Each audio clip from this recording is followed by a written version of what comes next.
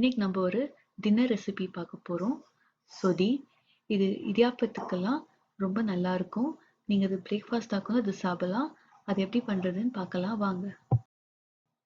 1 teaspoon கடுகு, 2 teaspoon மல்லித்தூள், 2 பச்சை மிளகாய் கீரி வச்சிருக்கிறேன், மஞ்சள் தூள் 1/2 டீஸ்பூன், ஒரு 1/4 மூடி தேங்காய் வந்து சின்ன பீசஸாக கட் பண்ணி வச்சிருக்கிறேன் தேங்காய் பால் எடுக்கிறதுக்கு. அதுக்கப்புறம் ஒரு பொட்டேட்டோ. நான் முதல்ல பொட்டேட்டோ நல்லா வாஷ் பண்ணிட்டு நல்லா தோல் சீவிக்கலாம். நான் இன்னைக்கு பொட்டேட்டோ மட்டும் ஆட் பண்ணி காட்ட போறேன். நீங்க வந்து கேரட், பீன்ஸ் கூட நீங்க ஆட் பண்ணிக்கலாம், அதுவும் நல்லா இருக்கும்.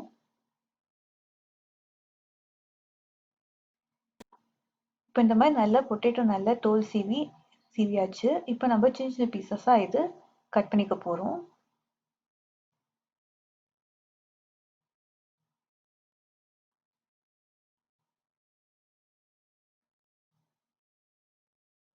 இப்போ இந்த மாதிரி நம்ம கட் பண்ணி வச்சுட்டோன்னே நம்ம இப்போ ஃபர்ஸ்ட் தேங்காய் பால் எடுக்கணும். அதுக்கு நம்ம தேங்காய் ஒரு மிக்ஸி ஜார்ல ஆட் பண்ணிட்டு கொஞ்சமா தண்ணி ஊற்றி நல்ல பேஸ்ட்டை நம்ம அரைக்க போறோம். இந்த மாதிரி நல்லா பேஸ்ட்டை நம்ம அரைச்சிட்டோன்னே நல்லா ஃபில்டர் பண்ணி நம்ம தேங்காய் பால் எடுக்கணும். நீங்க ஃப்ரெஷ் தேங்காவா யூஸ் பண்ணிக்கோங்க, அப்பதான் தேங்காய் பால் டேஸ்ட் வந்து ரொம்ப நல்லா இருக்கும். இந்த மாதிரி நீங்க நல்லா ஃபில்டர் பண்ணி அந்த தேங்காய் பால்லாம் நல்லா எடுத்துக்கோங்க.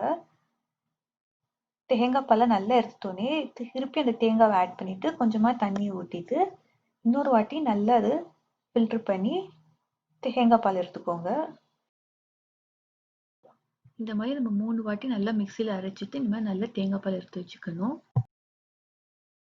இப்போ நம்ம ஒரு பேன்ல வந்து கொஞ்சமா எண்ணெய் ஊற்றிட்டு இந்த எண்ணெய் கொஞ்சம் நல்லா ஹீட் ஆயிட்டோன்னே நம்ம கடுகு ஆட் பண்ண போறோம்.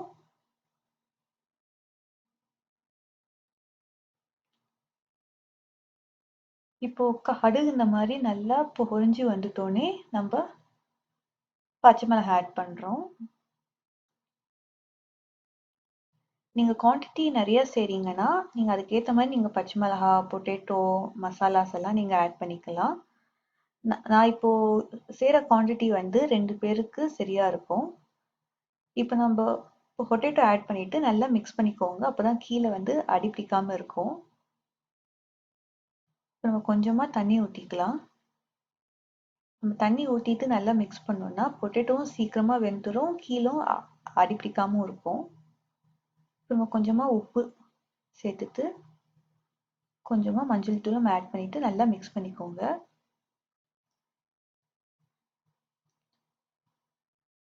இந்த பொட்டேட்டோ நல்லா வெந்துடணும், அப்பதான் நல்லா இருக்கும். தேங்காய் பால்லாம் ஆட் பண்றதுக்கு முன்னாடியே வந்து பொட்டேட்டோ வந்து நல்லா வெந்துடணும். இப்போ நம்ம மல்லித்தூளையும் ஆட் பண்ணிட்டு நல்லா மிக்ஸ் பண்ணிக்கலாம்.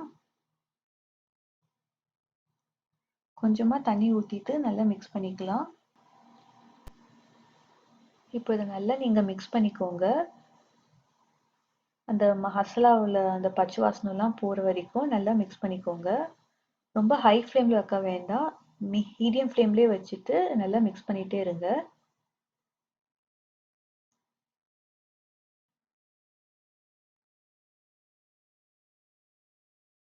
இப்போ பார்த்தீங்கன்னா பச்சை வாசனை எல்லாம் போயிடுச்சு, பொட்டேட்டோவும் நல்லா வெந்துருச்சு. இப்போ நம்ம தேங்காய் பால் ஆட் பண்ண போறோம்.